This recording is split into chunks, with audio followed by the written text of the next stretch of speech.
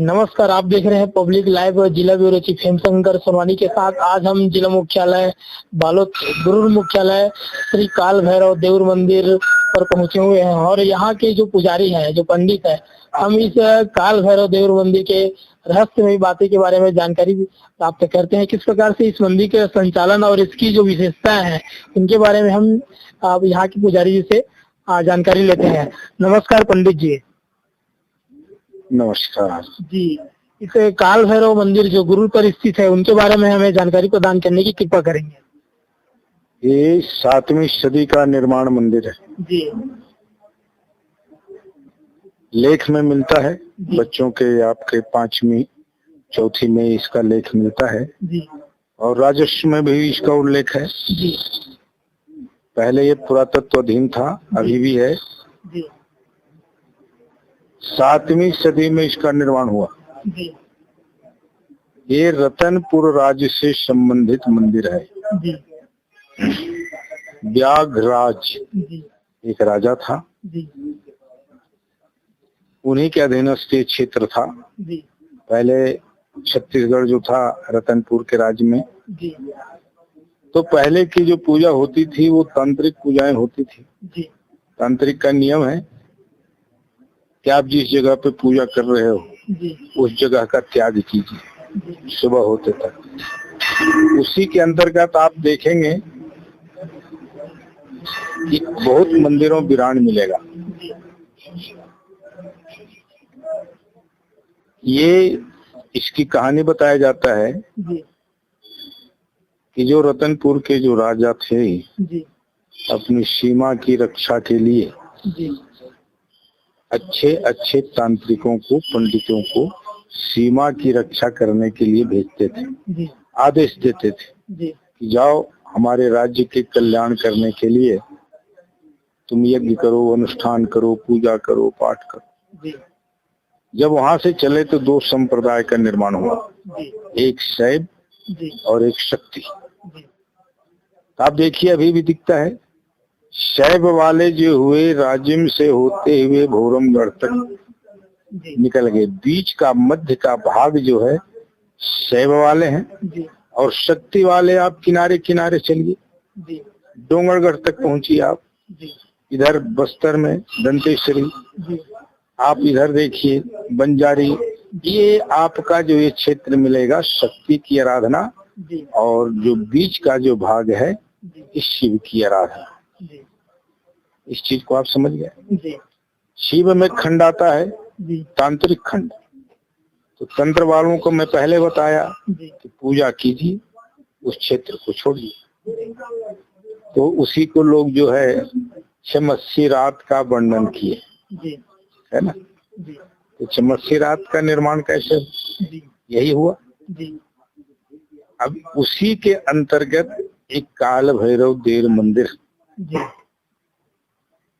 गुरुर में जो वर्तमान है, इसकी कहानी आती है, बड़ी लंबी कहानी है।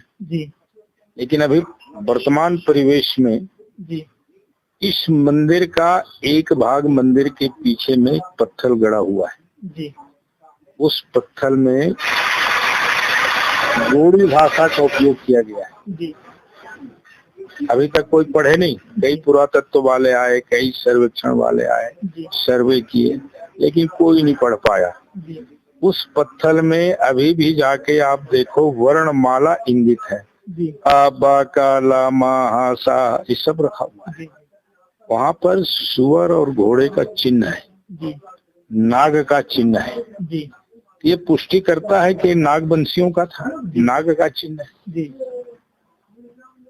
तो नागवंशी के आधार पे जो तंत्र वाले जो चले, आप इसकी और कहानी बड़ी विस्तृत है कि वर्तमान में जो नगर पंचायत बना हुआ है इसके पीछे जो स्मशान घाट है, स्मशान घाट में चीर घर के बाजू में एक साइड बावली है, तालाब बना हुआ है और उसके बाजू में जब आप गौर से देखेंगे तो महल नुमा एक बना हुआ है जो अब ध्वस्त हो गया।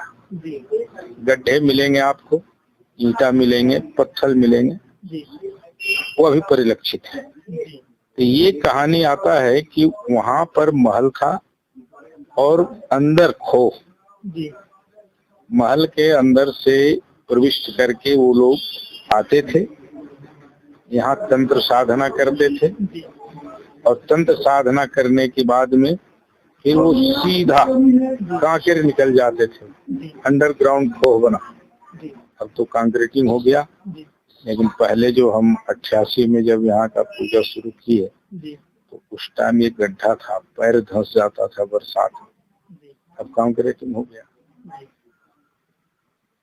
तंत्र में काल भैरव जो नाम पड़ा, जी क्योंकि उस वर्णमाला में भी लिखा है काला महासा, जी तो कालों की पूजा, जी काल की पूजा करते हैं, तंत्र की पूजा काल की पूजा। जी तो यहाँ पर परिलक्षित होता था नाग का, बिच्छू का बड़ा बड़ा पाल जी परिलक्षित हुआ है। जी तो यहाँ पे मतलब दिखाई दिया गया है। जी और 88 से लेके 90 तक जी इनका ये कार्यक्रम चलता रहा।